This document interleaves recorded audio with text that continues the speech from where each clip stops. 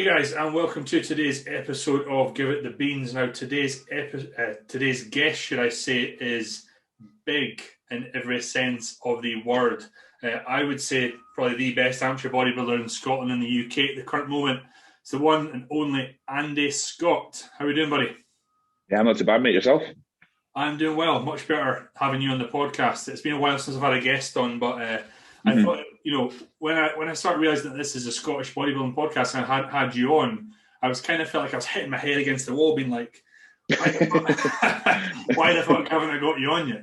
But there's a lot of people listening to this podcast that are kind of quite new into the sport, and what I'd love you to do is introduce yourself. I'd love you to sort of talk us through your bodybuilding career so far. And I mean, like, take us back to the start, your first show up to now. Just give them a real sense overview of who you are and all your accomplishments to date. Well, I've been competing since I was 19. So my first show would have been the 2012 NABA Scottish. So I competed in the junior class then and came second. And then 4 weeks later, I done the UKBFF Scottish. And pretty much it was almost the same lineup as the NABA show. And I came first in that, so I kind of like redeemed myself in that sense. And then from there, that year I done the British, but it was my first time ever doing one. I kind of just wanted to like dip my toes in the water and see what happens. I was actually in the call out with James Hollingshead. Nice. So I stand next to him and I was like, this is a waste of time. But no, I needed to do that to kind of just see where I was at. And the following year qualified and then won the Junior British that year. So I kind of used that disappointment from 2012 to kind of propel me through 2013. And still to this day, like that British title is still my favourite title. I think because maybe it was a bit unexpected. Yeah. Obviously, we all train to kind of place as high as we can and train to win. Sorry, but I didn't really think I would crack the first or second spots. So that's still to this day has been my favourite accomplishment in that one. And from there, I got invited to the Arnold Europe in 2014. I made a complete mince of that one. I've told the story quite a few times, but I just got into a bad way with dieting, and I was just I got into like a binge cycle and that, and it was just a nightmare towards the end, and ended up doing that show looking horrendous. And but I've used that since that point. I've used that as my motivation never to kind of cheat on my diet ever again, and never to like lax in sessions and stuff. So, and from there, it's just been a gradual progression from the juniors. I competed twice again as a junior after that disappointment, and then I moved up to the Misters in 2018 and won a few overalls as a Misters class. So the goal now, because the Mr. Universe has been cancelled this year, I thought the goal now, I'm going to go for my IFBB Pro card and see how I kind of shape up in those classes. Yeah, you've certainly been through the mill, as some might say. What I love is that it's kind of, you take every experience you've been through. You said maybe a negative, but you instantly flip it into, I used that, and that was my fuel for the fire for the next year and the next year. And you've seen probably a lot of bodybuilders come and go since 20. Yeah. Now, would you say, is there anyone you're still competing against now that you were back then, or is everyone kind of different? The guy who beat me in my first show, Ben Warner, I have no idea what he's doing. I don't even think he has social media anymore. From 2013, I was in the same class as quite a few guys. The only guy, so one of them was Harry Harris, who's now an IFBB Pro. He's coached by Chris Aceto, Michael Hargreaves, Owen Powell. Everyone knows Owen as like that classic, the pinnacle of like classic physique. He was in my class as well. Dave Young, who I competed against at the Mr. Universe 2 years ago. So there's still a good bunch of guys floating about. And but yeah, there has been a lot of, I came into the sport just as social media was taking off in the industry. And I have seen like a big shift, especially in the last 4 or 5 years of how bodybuilding and physique and classic has all kind of changed and shaped the industry from that point. So So I guess some of the listeners out there probably would love to hear your experience from the days where you didn't post a selfie on Instagram, or some people, some competitors maybe do it every day, right? Or Mhm. every other week and give updates. Was it a time that you found it easier to compete and whatnot, or would you say for you now? There's no. I mean, I know that now you're a machine, you're a robot, and Yeah. it's all good. Whereas back in the day, if you think social media was around, how do you think it'd be a little bit different? Well, I love training from day one, and I think the love for training still continues to this day. Um, and yeah, you weren't really thinking about, oh, I need to film this to promote, or I don't need to post photos because I need people to look at me and give me praise or whatever. And looking back, like I've actually never thought about it until you asked me that. It was a very different time. Obviously, at the time as well, I wasn't PT and I wasn't doing coaching as well. So I think it might have been different if I did have those things. But with thinking back, it does seem quite refreshing to think that we just went in the gym. We didn't have to worry about cameras and where the best lighting was, and if there was someone to spot or whatever. Like it was just kind of like just a pure love for training. Yeah, and do you think the increase in social media over the past years has somewhat been a distraction away from any competitors from making sure that they actually train hard or whatever? Do you think that's perhaps something that's common, or what's your thoughts? I think the people who are distracted by social media are maybe not all are maybe in this maybe for the wrong reasons. Maybe they have found their way through bodybuilding and the want and need to compete through social media, and they're like, oh, that looks interesting, I'll do that, and then they kind of get caught up. They're already caught up with the social media side of things before they've even mastered the training side and nutrition side of things. But as a whole, I'd say like social media now is given the fitness industry and competing just a whole different level. I mean, we're not quite mainstream yet, but if you talk to anyone on the street, I'm sure they can maybe tell you they know a friend who knows a friend who competes or is at a high level now. So even in Scotland, it's becoming a little bit more mainstream and less of like, because even when I started, this is not even 10 years ago. It did almost seem as if like it was like a cult thing, like only certain people knew certain things and you had to go to certain gyms to get like to know people that competed and stuff. So whereas now you've got people who compete in bodybuilding gyms, commercial gyms, PT studios, everything. So it's definitely become a far more mainstream thing, I think, because of social media.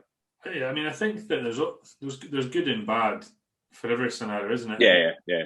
I would say that probably for a lot of coaches out there a lot of people, athletes that are bodybuilders, but also coaches, it's maybe helped them in regards to, expanding their brand or whatnot. But just really interesting take, because I come from a time where, it's always been there for me when I sort of got into it properly. So if I could continue to quiz you on your early sort of career, I think that would be really beneficial for the listeners, because you sort of, when you were talking about your journey, you mentioned there was one show where you got into that sort of the sort of binge repeat cycle, and that can be so common. And I love the openness and the honesty, because so many first timers, I think we all do it, right? Post show, and we feel incredibly guilty. But for a lot of people out there, they look up to you a lot, my man. I'm sure I personally do, and a lot of the guys in Scotland and across the UK. But if you could kind of go back to those early days, maybe perhaps that one show or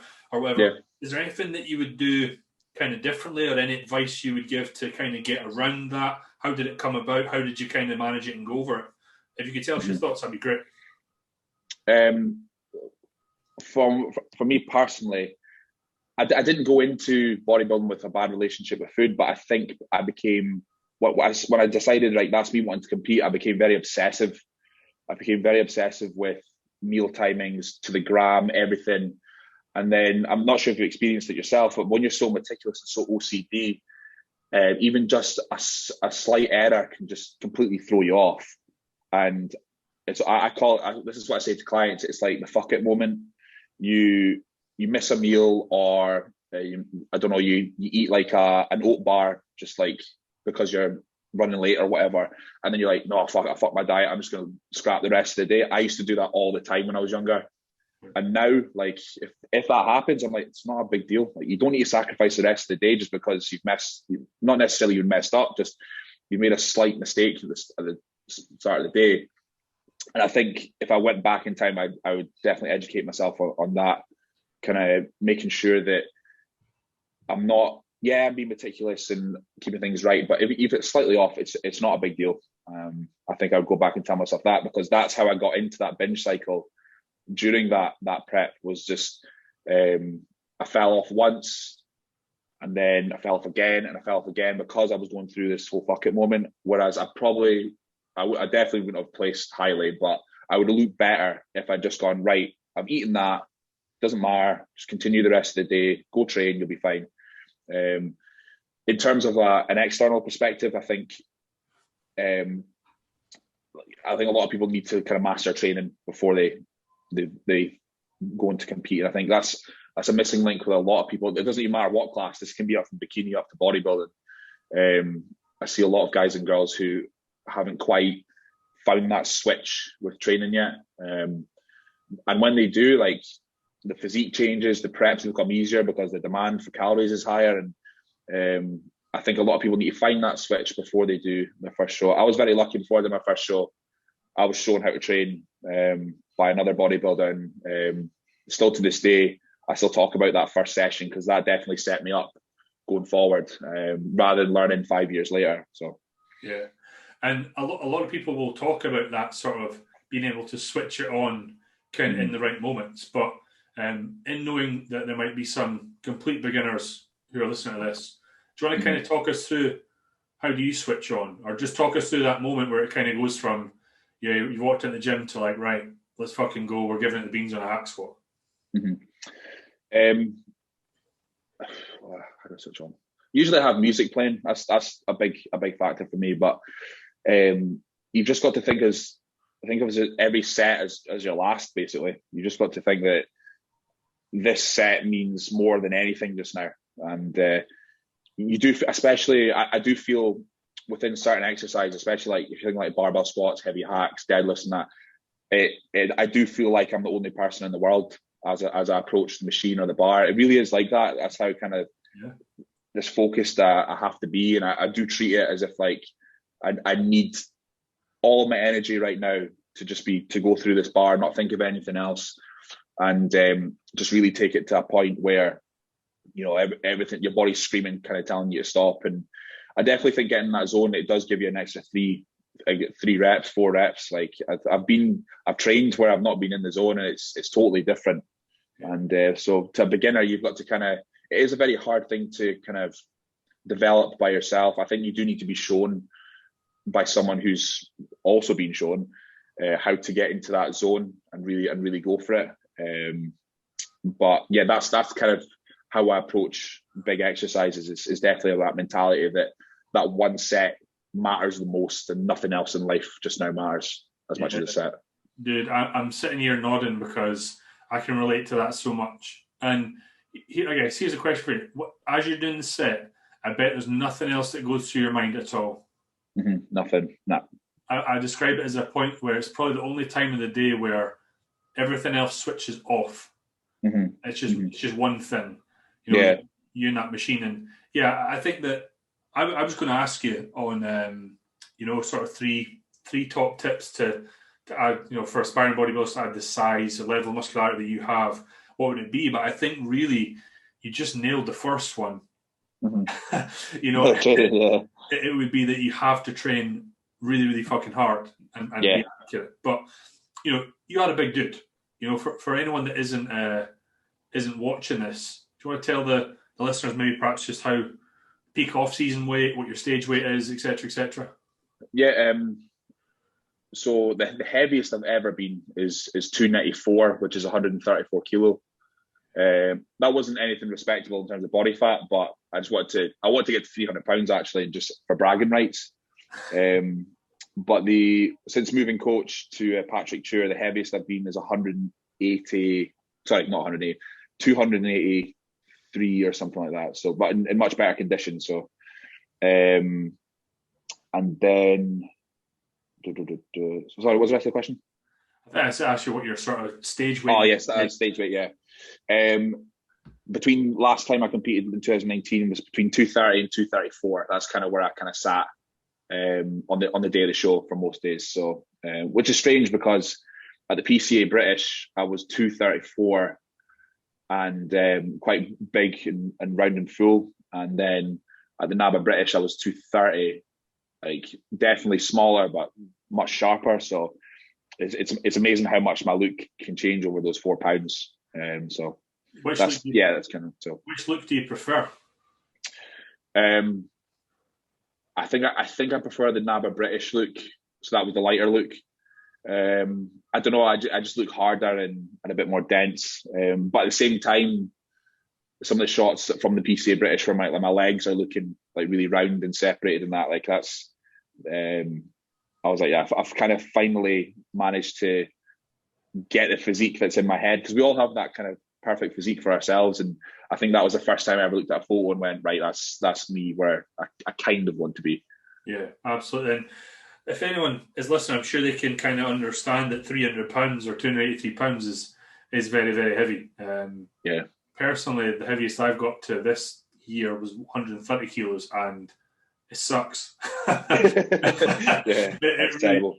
It really does. But you have a lot more muscle than me. So what I'd love you to do is on top of already we've spoken about the intensity. If there's a lot, guys out there aspiring to get the size you have, and they just want to know, like, I'm not going to say there's a secret, but if there was 3 top tips, you've said one, what would the other 2 be? And feel free to rattle these off either quick or go into a lot of detail. Yeah. The best off-season gains I made in the time that I did get to my size was when I was training 4 times a week and I was doing 4 or 5 sets per body part. That's when I made the most progress. So the point or the tip would be to respect your rest, basically.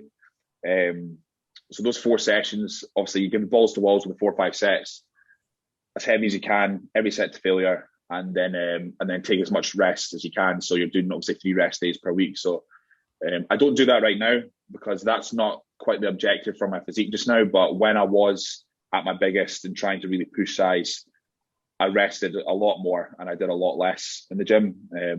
Like I said, when I got to 294, I wasn't the leanest, but it did pay off to the extent, because we've got the big debate just now in bodybuilding and fitness that do you stay lean and like slowly creep up and stuff, and I was kind of like the old new school mentality of just kind of trying to shovel as much food in as I possibly could. So and that probably brings me to my third point, is that I think at a certain level you do have to care about where your body fat sits when you're trying to add mass, for a variety of reasons. I mean, health being one of them. I mean, being like 130 kilo isn't healthy. I mean, even carrying muscle, that's still considered, morbidly obese. So for my height anyway, and you are putting a lot of strain on your body.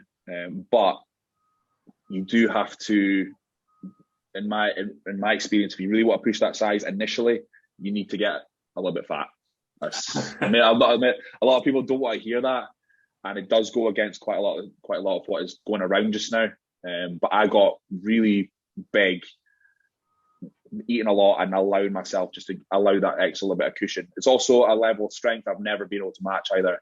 I've never matched, apart from my decline barbell press, I've never matched any of the numbers that I've done at my peak weight and peak body fat. So I think I'm so glad you said that, because I was writing an article for the website last week, and it was talking about sort of muscle growth or improving from show to show. And one of the sort of sections I wrote was, you have to accept that you're going to look shit for a wee while. Yeah. And that's kind of what I had to do back in 2017 was I pushed up. I kind of resembled more of a potato, but it allowed me to, just as you said, to add the size. So having you say that and then having been through it, I can sit here and say that I would side with you versus to what other people say. I think that the more muscle you have, then the less you need to push up. But I will say that there's an initial push up where I didn't really look like I had much muscle or anything. I just looked like a ball, and I see the value in that 100%. So Yeah, super glad you said, because let's face it, there'll be a lot of beginners out there who, especially in bodybuilding, what do? They tend to step on stage with not enough tissue, right? It's yeah. what feedback they'll get. And if you try and then stay lean the whole off season, it just kind of goes against it, doesn't it? Yeah, I mean, that was always kind of what I had in my head, is that, number one, like, I think when I done my first prep, I realized how mentally I could be. I was quite happy dieting, basically. Apart 2014 aside, I didn't find dieting too strenuous and too stressful, so I knew I could get in shape. So that allowed me to then get really, really big, because I knew that when the time came, I was able to take all the body fat off. So that's kind of, I think, like you said, it is for younger guys especially. Like, I think because we've got so much information from everyone, there's so many coaches now, and I think a lot of people are being just a bit too conservative, and a lot of the top coaches that I know personally have all gone through fat phases, like big phases where they've pushed up and added a lot of body fat and had to diet for 6 months to get it off, but they were left with the physique that they pretty much have now. So I have pushed a few clients in that direction, having letting them add a little bit of body fat. Obviously, we talk about it before and we say, look, this is what's going to happen, and we're going to really push food hard, and that's totally fine with me. I was actually just speaking to one of my clients who basically just says, I want to look like a fridge. So I'm just like, right, fine.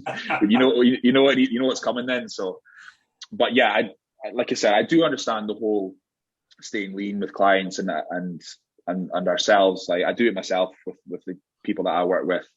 But yeah, that would be kind of a big tip on my part, is to kind of just really just push as hard as you can, especially when you're still young. If you're between like 18 and 25, like, never mind, don't just try and disassociate the mirror and the scales and stuff, and just get big, if that really is the goal to compete in bodybuilding.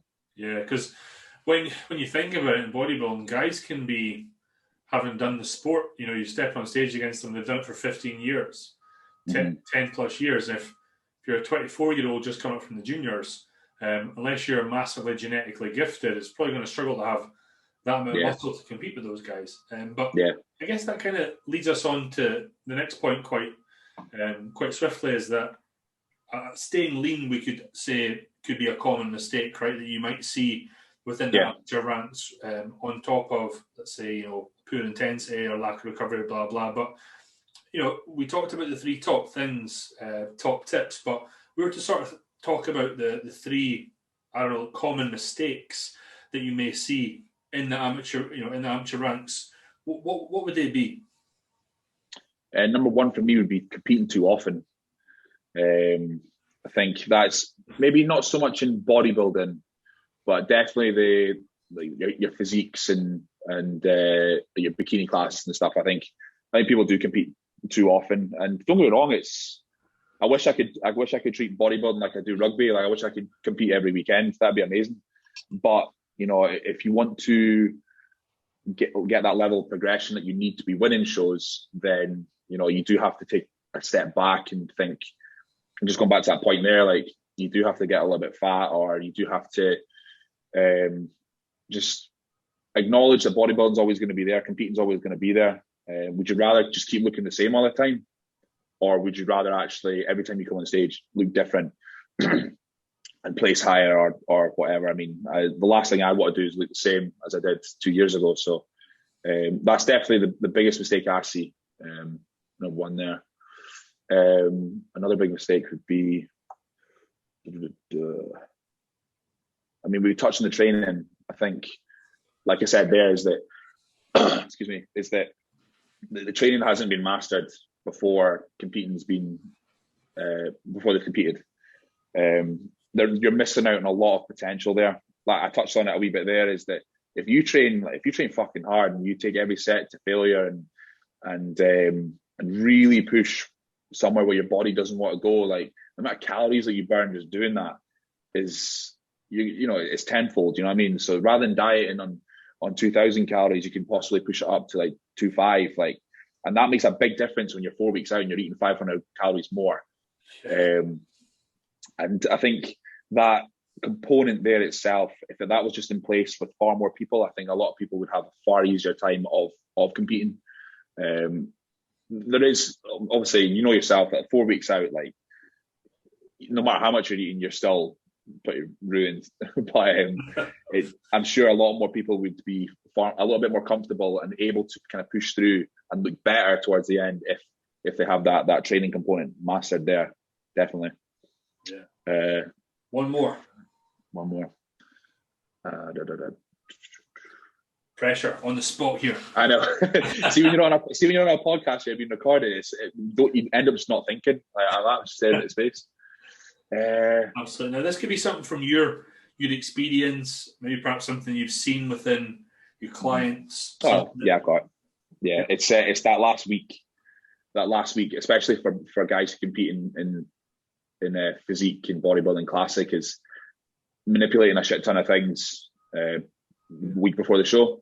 So I'm not sure what you do pre-show, but I've done it all. I've done apps. I literally think I've done everything possible. So it's very easy for me to tell someone and remind myself of just like, yeah, don't bother with that. One of the big instructions I give to clients who compete, no matter what level they're at, is I put in bold capitals, just like, don't worry about what anyone else is doing backstage, because just be calm and just go with the plan. If the plan needs tweaked, it needs tweaked. But the less you change, if you're off, you're only going to be off by 1 or 2%. You're not going to be off by 30. Yeah. And that last week, with your depletions, water depletion, diuretic use, if you're using them, and you can mess up 6 months worth of work in a week or even less. Like you can mess up a whole prep the day before the show if you really did daft stuff. I mean, I could tell you a whole host of stuff that I've done that it's just like, I wish I'd never done that. Let's hear one. Let's hear what the worst thing. Probably, perhaps you look back and think, "Fuck, that was the stupidest thing I ever done." What would it be? I sat in a sauna the day before. Actually, my first British win, so it kind of worked, but it was pretty stupid. I sat in a sauna fully clothed in Warehouse Gym in Aberdeen, and I thought that was going to dry me out, and it was just a panic moment. So that was pretty stupid. It's weird because a win came out of this one, but I carbed up the day before the Saxon Classic. I was eating, I think it was like 2,200 carbs in one day with insulin with every meal. Like it was just stupid. I don't know why I look back, I wanted to do that, but I probably did that because I was starving and I just wanted to justify eating that amount of carbs. That's probably what it was. Don't get me wrong, I was full. I was bursting, but no, the condition wasn't as crisp as I wanted to be. Like I've done that. I've done the whole carb depletion load thing. I think people forget that when you've been a calorie deficit for 16 plus weeks, your body's pretty sensitive. So to then go zero carb for 3 days, I only see bad coming out of that, and that's what happened with me. I just got super flat, and it was just not a nice experience at all. And so yeah, I've diuretics day before the show, day of the show, 3 days water depletion, everything, pretty much everything. But I mean, it's that old chestnut that you've learned from your mistakes, and you now have a method in the way that works for yourself, your clients, and you get great success from it. And I think being able to sort of hold your hands up and say, here's what I've done, here's what not to do, is a sign of not only a great athlete but a great coach. You're sort of walking the walk, and I think that a lot of people listen to this, they'll probably realize you're quite a humble guy, but you've achieved a heck of a lot in the sport. And I think anyone that knows anything about bodybuilding knows that you've got a lot more to achieve in the years to come, and we all look forward to seeing that. I just wanted to add that in there because anyone out there that's not a coach or hasn't had an athlete, it's a different sort of level of respect the more you kind of get up this game. But yeah, I appreciate that. Cheers, mate. That means a lot. Yeah, not a problem. Now, I kind of lost my train of thought there of where I was going to go. So we mentioned about the most sort of common mistakes. Number one, we said was remind me. Do you remember? Training. Training, I think, was number 2. And number 3 was competing too often, the training, and then the mistakes last minute, like the week out. Yeah. Mistakes. Something I've done twice now that I won't do is, it's funny that you said you put in bold, don't do anything backstage, because backstage I've seen people eat and be like, oh, I don't want to get flat, and then I'm like, oh shit, well, I don't want to get flat. Yeah, I've been there. Yeah, I've done that as well. Yeah, and then before you know it, you go on, and I'm like, damn, my midsection soft. Shit. Aye. Oh yeah, I've done that. Done it and seen it a billion times. It's I think it was. I remember being backstage and a guy had an actual suitcase filled with crap, and he started eating it. So I think he just knew that nothing was going to happen on the show.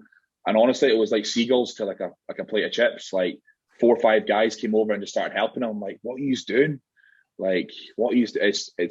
I say it to absolutely everyone. I say it to the guys that I've prepped quite a few times and first timers is like, don't care what anyone else do backstage. Let them eat bags of Haribo and let them take pre-workout and let them drink rum and all the crap under the sun. Like, it's going to do nothing. It's going to do nothing in the grand scheme of things. You know what I mean?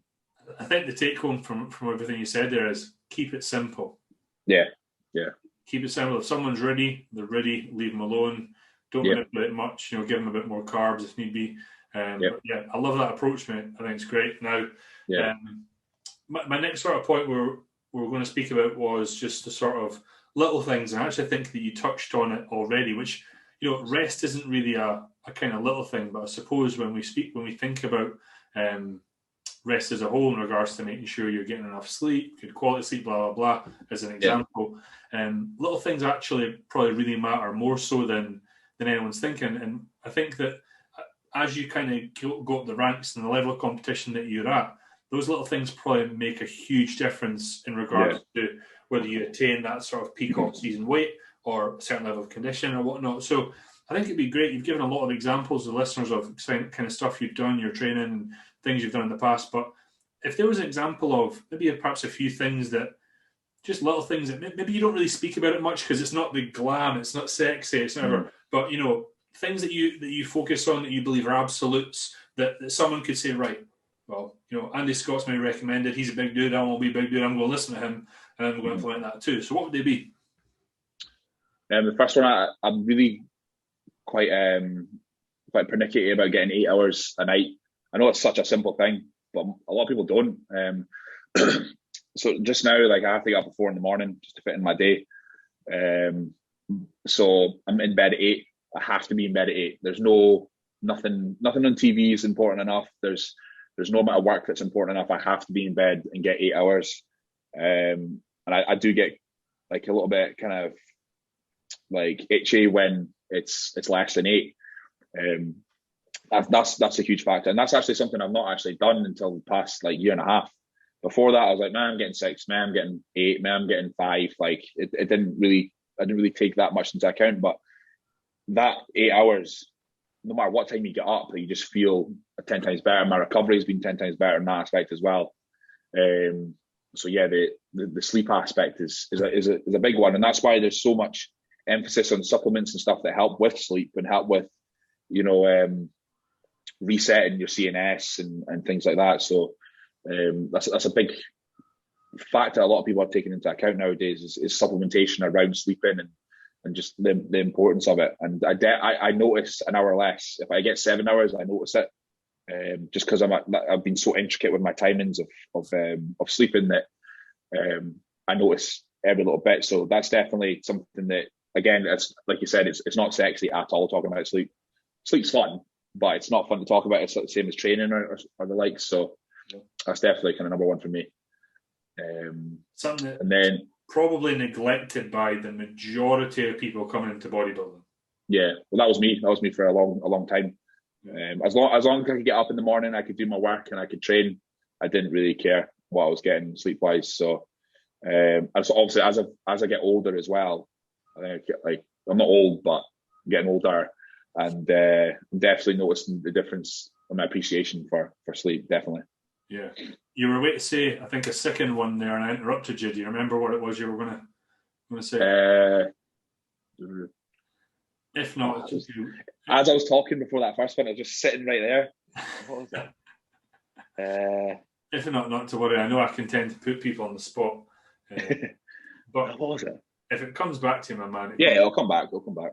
And kind of one of the last things I wanted to kind of discuss with you was, I think when I was younger, a few years ago, I also had this aspect of kind of in my mind getting sort of big and what weight that I thought I would feel big at.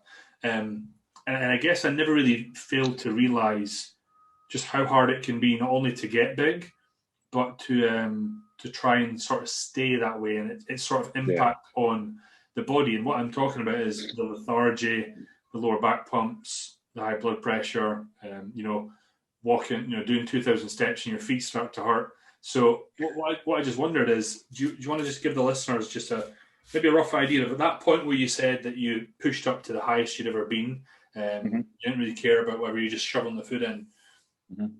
For someone out there that doesn't know, that just tell them what's it like being up there. Give them a little bit of an example.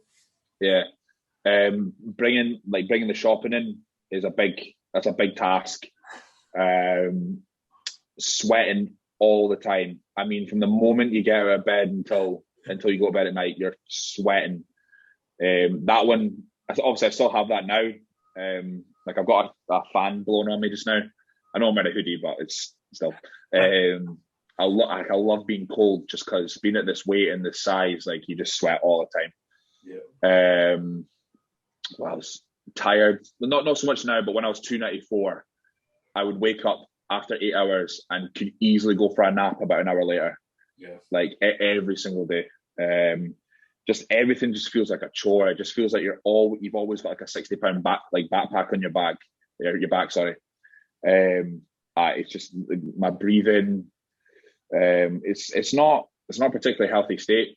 And like I said earlier, I mean, if you looked at it on a BMI scale, it's the same. I mean, we obviously don't talk too much about that, but being morbidly obese from being fat and being morbidly obese from carrying too much muscle, I mean, muscle has a higher demand blood-wise and nutrient-wise than fat. So is being that heavy that much different in terms of health? It probably is, but it's still not a healthy state to kind of be in. And you talked about the lower back pumps and stuff, again, picking up your socks off the floor, you have a back pump you've just done 300k deadlifts, it's sore. It's very sore. My wife was giving me a hard time because I was kind of getting out of breath putting my socks on in the morning. and also just how much I went from not snoring to keeping the whole fucking street away.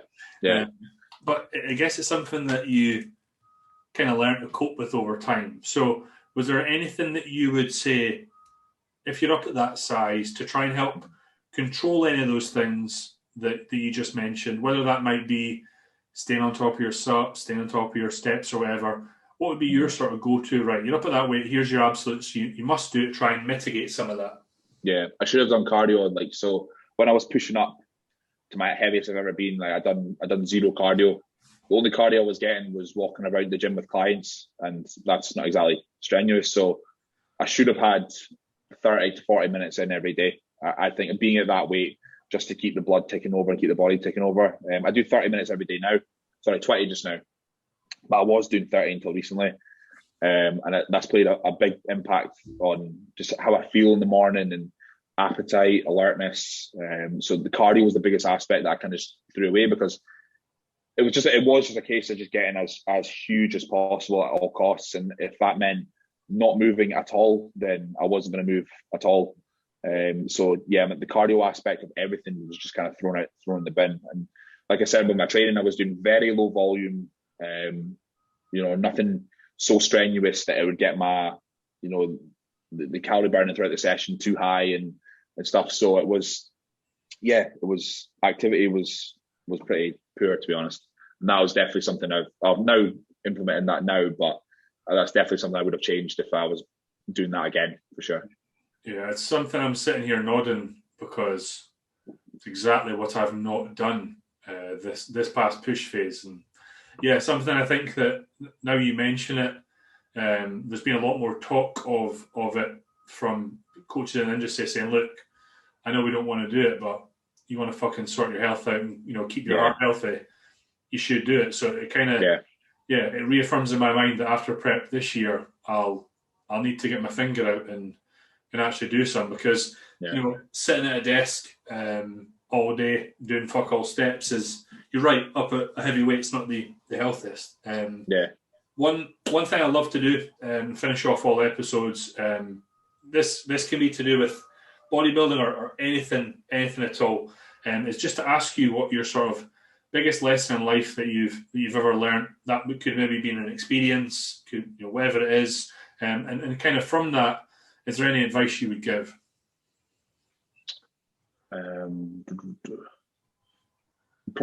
Probably from the story from my non-bodybuilding story would be like when I was in the first year at uni. I remember coming back for the second semester after the exams, and I remember just being like, I don't want to be here.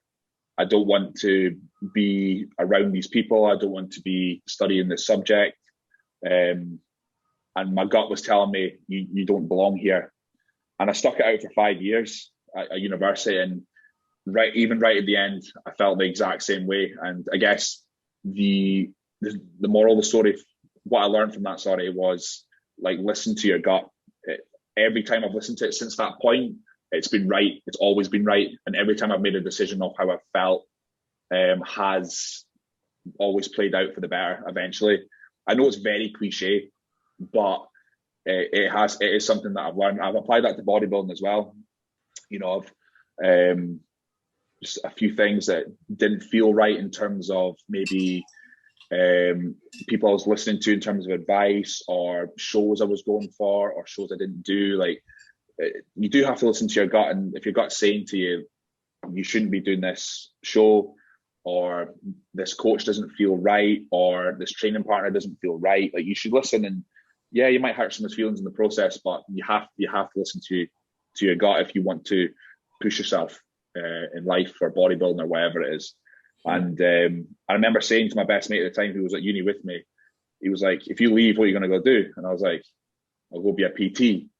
And at the time I was like, that's just like the cop out, like, go to, but I ended up doing that anyway.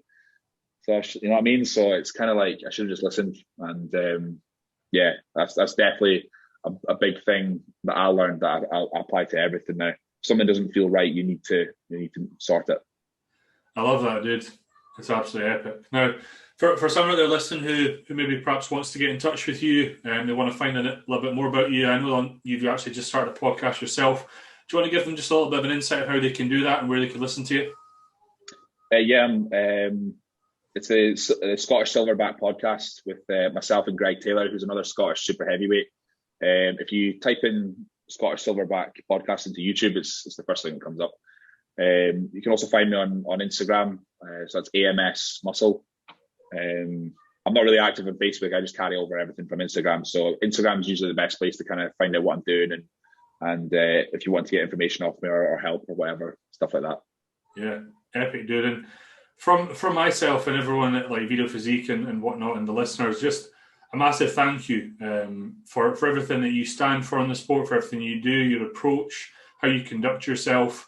You're a huge inspiration to everyone out there, and anyone that is thinking about bodybuilding, I personally think should be following you, should be listening to you, because you've been through the mill. And I think I'll speak for everyone. I say massive good luck for competing this year. And when you win your IFBB Pro card, we'll get you on and we'll do another episode and chat. Yeah, definitely. No, I really appreciate that. That means a lot. It really does. Not a problem, dude. So everyone out there, I think I speak for me and Andy when I say, wherever you are, whatever you do, give it the beans.